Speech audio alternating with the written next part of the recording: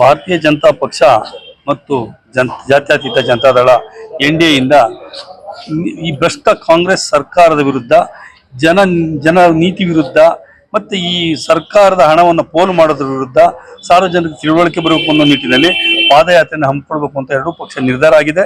ಅದೇ ರೀತಿಯಲ್ಲಿ ಕಳೆದ 3ನೇ ತಾರೀಕಿನ ದಿವಸ ಕೆಂಗೇರಿ ನೈಸ್ ಜಂಕ್ಷನ್ ಇರ್ತಕ್ಕಂಥ ಕೆಂಪಮ್ಮ ದೇವಸ್ಥಾನದಿಂದ ಹೊತ್ತು ನಮ್ಮ ರಾಜ್ಯಾಧ್ಯಕ್ಷರು ವಿಜೇಂದ್ರ ಅವರು ಮತ್ತೆ ಕುಮಾರಸ್ವಾಮಿ ಅವರು ಪೂಜೆಯನ್ನು ಸಲ್ಲಿಸಿ ಅಲ್ಲಿಂದ ಪ್ರಾರಂಭ ಮಾಡಿದಂಥ ಅಭೂತಪೂರ್ವಂತ ಜನ ಹೊತ್ತು ಸೇರಿತ್ತು.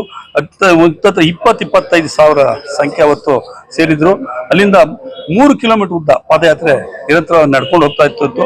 ಇದೊಂಥರ ಐತಿಹಾಸಿಕ ಒಂದು ಪಾದಯಾತ್ರೆ. ಈ ತರ ಒಂದು ಜನ ಸೇರಿದ್ದು ವಾಲಂಟಿಯರ್ ಕಾಂಗ್ರೆಸ್ ಸರ್ಕಾರ ಎಲ್ಲೋ ಜನರ ವಿರುದ್ಧವಾಗಿದೆ, ಇವರು ಸರ್ಕಾರದ ವಿರುದ್ಧ ಜನ ರೊಚ್ಚಿಗೆದ್ದಿದ್ದಾರೆ ಅನ್ನೋದ್ರಿಂದ ಅದನ್ನ ಜನಸಂಖ್ಯೆಯನ್ನು ನೋಡಿದಾಗ ನಮ್ಗೆ ಅನಿಸ್ತದೆ. ಇವತ್ತು ಪ್ರತಿದಿನ 20-25 ಸಾವಿರ ಜನ ಇವತ್ತು ಪಾದಯಾತ್ರೆಯಲ್ಲಿ ಪಾಲ್ಗೊಳ್ತಾ ಇದ್ದಾರೆ. ನಿನ್ನೆ ಚನ್ನಪಟ್ಟಣದಲ್ಲಿ 25-30 ಸಾವಿರ ಜನ ಸೇರಿದ್ರು ನಿನ್ನೆ ದಿವಸ ಚನ್ನಪಟ್ಟಣದಲ್ಲಿ. ಇಂಥ ಒಂದು ಜನಸಂಖ್ಯೆ ಸೇರೋದನ್ನು ನೋಡಿದ್ರೆ ನಮಗೆ ಕಾಂಗ್ರೆಸ್ ಸರ್ಕಾರದ ವಿರುದ್ಧ ಜನ ರೊಚ್ಚಿಗೆದ್ದಿದ್ದಾರೆ ಅಂತಾನೆ ಒಂದು ಮಾಹಿತಿ. 3ನೇ ತಾರೀಕಿನಿಂದ 3 ದಿನಗಳ ಕಾಲ ನಾನು ಅವ್ರ ಜೊತೆಲಿ ಇದ್ದೀನಿ.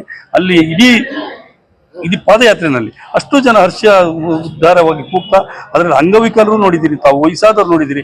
ಅವ್ರು ಬೇಡ ಅಂತ ನಾವು ಹೇಳಿದ್ದು, ವಯಸ್ಸಾದವರು ಬರೋದು ಬೇಡ, ಅವ್ರು ಅಂಗವಿಕಲ ನಡೆಯೋಕ್ಕಾಗಲ್ಲ, ಇಲ್ಲ ನಾವು ಬರ್ತೀವಿ ಅನ್ನೋ ಉದ್ದೇಶದಲ್ಲಿ ಬರ್ತಾವ್ರು ಅವ್ರ.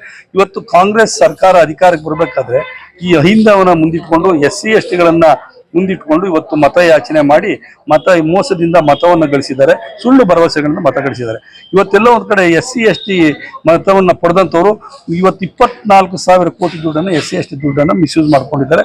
ಬರೀ ಭಾಗ್ಯಗಳು ಮತ್ತೆ ಅಂತಿಂತ ಒಂದು ಸುಳ್ಳು ಭರವಸೆಗಳಿಗೆ ಕೊಡ್ತಾ ಇದೀವಿ ಅಂತ ಹೇಳ್ತಾರೆ. ಅದನ್ನ ಅವ್ರಿಗೂ ಕೊಡ್ತಾ ಇಲ್ಲ, ಸಾರ್ವಜನಿಕರಿಗೂ ತಲುಪ್ತಾ ಇಲ್ಲ. ಇವರು ಲೂಟಿ ಮಾಡ್ತಾರೆ, ಇವ್ರು ಮನೆ ತುಂಬಿಸ್ಕೊಂತವ್ರೆ. ಆಮೇಲೆ ಈ ST ಅಭಿವೃದ್ಧಿ ನಿಗಮದಿಂದ 189 ಕೋಟಿಯನ್ನ ಇವತ್ತು ಮಿಸ್ಯೂಸ್ ಮಾಡಿದ್ದೀರಾ, ತಿಂದು ಹಾಕಿದ್ದೀರಾ ಅಂತ ಹೇಳಿದ್ರೆ ಮಾನ್ಯ ಮುಖ್ಯಮಂತ್ರಿಗಳು ಒಪ್ಕೊಂತಾರೆ, ನಾವು 189 ಕೋಟಿ ಕದ್ದಿಲ್ಲ, ಬರೀ 89 ಕೋಟಿ ಅಷ್ಟೇ ಕದ್ದಿರೋದು ಅಂತ ಹೇಳ್ತಾರೆ. ಇಂಥ ಒಂದು ಪರಿಸ್ಥಿತಿ ನಿರ್ಮಾಣ ಆಗಿದೆ. ಆಮೇಲೆ ಕರೆಂಟ್ ಉಚಿತವಾಗಿ ವಿದ್ಯುತ್ ಕೊಡ್ತೀನಿ ಅಂತ ಹೇಳಿದ್ರು.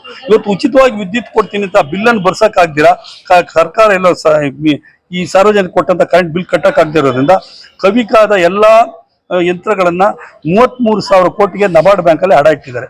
ಇಂಥ ಒಂದು ಪರಿಸ್ಥಿತಿ ನಿರ್ಮಾಣ ಆಗಿದೆ. ಒಂದೊಂದು ದಿನಕ್ಕೆ ಒಂದೊಂದು ಸರ್ಕಾರಿ ಆಸ್ತಿಗಳನ್ನ ಅಡ ಇಟ್ಟು ಸರ್ಕಾರ ನಡೆಸ್ತಾವ್ರೆ.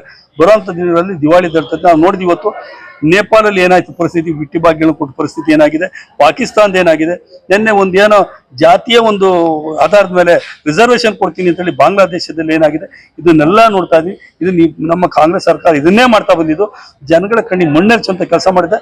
ಅದ್ರ ವಿರುದ್ಧ ಇವತ್ತು ಭಾರತೀಯ ಜನತಾ ಪಕ್ಷ ಮತ್ತು ಜನತಾದಳ NDA ಹೆಸರಲ್ಲಿ ಇವತ್ತು ನಾವು ಹೋರಾಟವನ್ನು ಹಮ್ಮಿಕೊಂಡಿದ್ದೀವಿ.